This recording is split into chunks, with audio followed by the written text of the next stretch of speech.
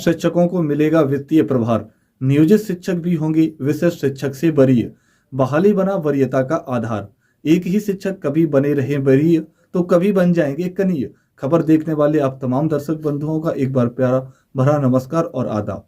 दोस्तों, आज का वीडियो काफी खास होने वाला है और साथ ही यह वीडियो बिहार में कार्यरत बीपीएससी शिक्षक, विशिष्ट शिक्षक, नियोजित शिक्षक और साथ ही नियमित शिक्षक से संबंधित है, जिसके संबंध में वरीयता का साथ साथ शिक्षकों की मिलने वाले प्रहार के संबंध में हम विस्तार पूर्वक चर्चा करेंगे। इससे पहले हमारी गुजारिश है, आपने अभी तक चैनल को सब्सक्राइब नहीं किया है तो चैनल को सब्सक्राइब जरूर करिएगा।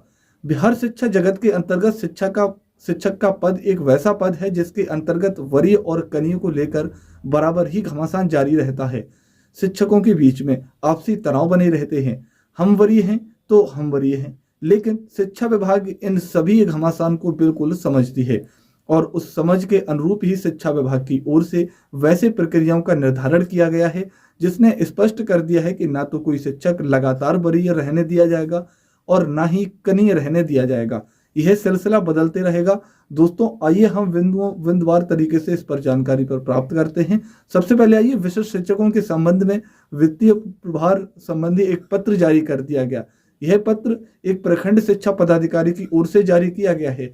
वैसे तो विशिष्ट शिक्षक वरीय होंगे, यह बातें शिक्षकों के मन में पहले ही बैठ चुकी थी, लेकिन अब अभी तक इसके संबंध में किसी भी पदाधिकारी के द्वारा कोई पत्र जारी नहीं किया गया था।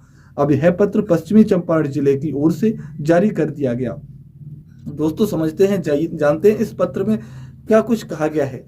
सबसे पहले यह पत्र में पश्चिमी चंपारण जिले के एक प्रखंड शिक्षा पदाधिकारी की ओर से जारी किया गया। जो पत्र मैं आपको बता रहा हूं उसमें लिखा गया है, उल्लेख किया गया है उस पत्र में, जिला शिक्षा पदाधिकारी पश्चिमी चंपारण के ज्ञापक 736 दिनांक दे रखी है। आलोक में जिस उत्क्रमित मध्य विद्यालय में अन्यत्र विद्यालय के प्राधान्य अध्यापक वित्तीय प्रभार में है, इनको निरस्त करते हुए तत्संबंधी निम्नलिखित आदेश निर्गत किया जाता है। जिस उत्क्रमित मध्य विद्यालय में विशिष्ट शिक्षक पदस्थापित हैं, उन्हें वित्तीय प्रभार हेतु प्राधिकृत किया जाता है। दूसरा बिंदु है, वरीयतम विशिष्ट शिक्षक की अनुपलब्धता की स्थिति में बीपीएससी टियर 1 के वरीयतम विद्यालय अध्यापक को प्राधिकृत किया जाता है। और तीसरे क्रम में उल्लेख किया गया है कि वरीयता बीपीएससी टियर 1 के विद्यालय अध्यापक की अनुपलब्धता की स्थिति में वरीयतम बीपीएससी टियर 2 के विद्यालय अध्यापक को प्राधिकृत किया जाता है।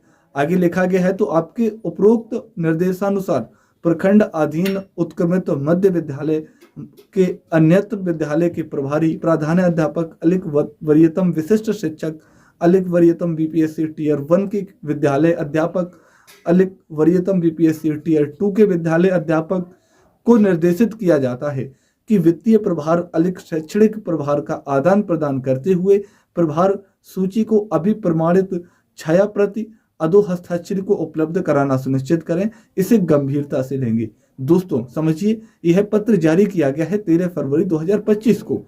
इस फरवरी के माध्यम से यह उल्लेख कर दिया गया कि जिस विद्यालय में अन्य किसी विद्यालय के शिक्षक आकर विद्यालय का प्रभार संभाले हुए हैं, अब उस विद्यालय के प्रभार संभालेंगे विशिष्ट शिक्षक। इसमें इस बात का भी उल्लेख कर दिया गया है कि अगर उस विद्यालय में एक भी विशिष्ट शिक्षक नहीं है तो वहां के प्रभार संभालेंगे विद्यालय अध्यापक बीपीएससी टियर 1 के।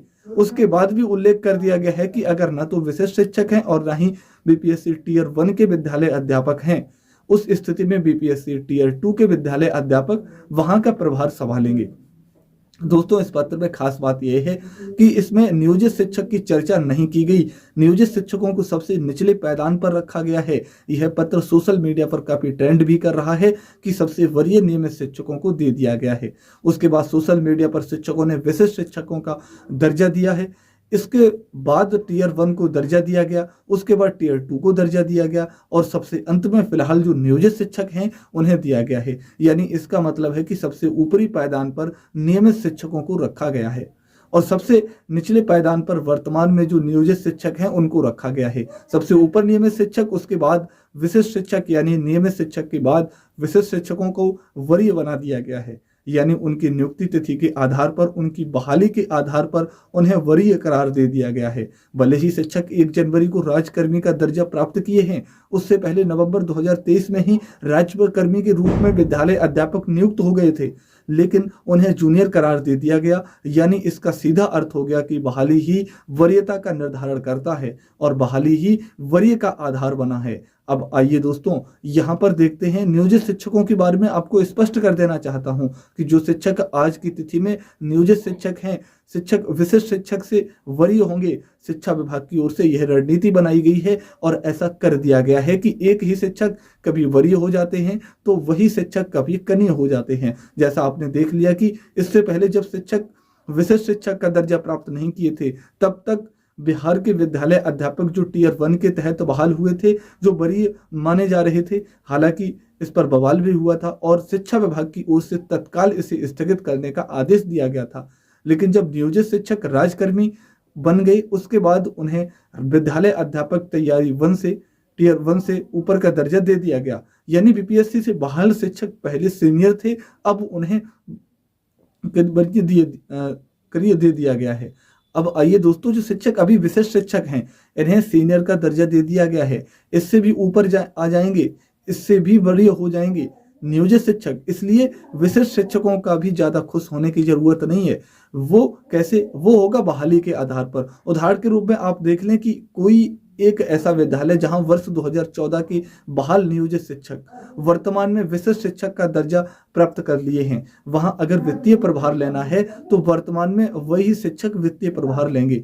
उसी विद्यालय में अगर वर्ष 2006 के बहाल नियोजित शिक्षक हैं और वह सक्षम 1 के अंतर्गत राजकर्मी का दर्जा प्राप्त नहीं किए हैं, तो वर्तमान में यह शिक्षक विशिष्ट शिक्षक से जूनियर ही रहेंगे, उन्हें वित्तीय प्रभार नहीं मिल सकेगा। लेकिन वही शिक्षक अगर सक्षम 2 के अंतर्गत राजकर्मी का दर्जा प्राप्त कर लेते हैं, या फिर सक्षम 3 हो, 4 हो, सक्षम 5 हो, कोई भी परीक्षा पास कर जिस तिथि को वह शिक्षक राजकर्मी का दर्जा प्राप्त कर लेंगे, वो शिक्षक वर्ष 2014 में बहाल शिक्षक जो सक्षम के अंतर्गत राजकर्मी का दर्जा प्राप्त किए हैं, उनसे ये सीनियर हो जाएंगे। क्योंकि सीनियरिटी का आधार ही बनाया गया है नियुक्ति तिथि। जैसा कि वर्तमान में 1 जनवरी को राजकर्मी बनने के बाद शिक्षक वरीय घोषित कर दिए गए, ठीक उसी प्रकार से जिस तिथि को जब भी शिक्षक राजकर्मी का दर्जा प्राप्त कर लेंगे, उनकी बहाली ही उनकी वरीयता का आधार होगा। सिर्फ और सिर्फ अंतर रख दिया गया है राजकर्मी का दर्जा के रूप में, तो यह प्रक्रिया निर्धारित कर दी गई है। एक ही शिक्षक को कभी सीनियर बना दिया जाता है तो कभी जूनियर बना दिया जाता है, जैसा आपने उदाहरण में देख लिया। अब आइए समझते हैं आगे की ओर क्या कुछ कहा गया। जगत के अंतर्गत शिक्षक का पद एक वैसा पद है जिसके अंतर्गत वरीय और कनीय को लेकर बराबर ही घमासान जारी रहता है। शिक्षकों के बीच में आपसी तनाव बने रहते हैं, हम वरीय हैं तो हम वरीय हैं, लेकिन शिक्षा विभाग इन सभी घमासान को बिल्कुल समझती है और उस समझ के अनुरूप ही शिक्षा विभाग की ओर से वैसे प्रक्रियाओं का निर्धारण किया गया है जिसने स्पष्ट कर दिया है कि ना तो कोई शिक्षक लगातार वरीय रहने दिया जाएगा और ना ही कनीय रहने दिया जाएगा। यह सिलसिला बदलते रहेगा। दोस्तों आइए हम बिंदुवार तरीके से इस पर जानकारी पर प्राप्त करते हैं। सबसे पहले आइए विशिष्ट शिक्षकों के संबंध में वित्तीय प्रभार संबंधी एक पत्र जारी कर दिया गया। यह पत्र एक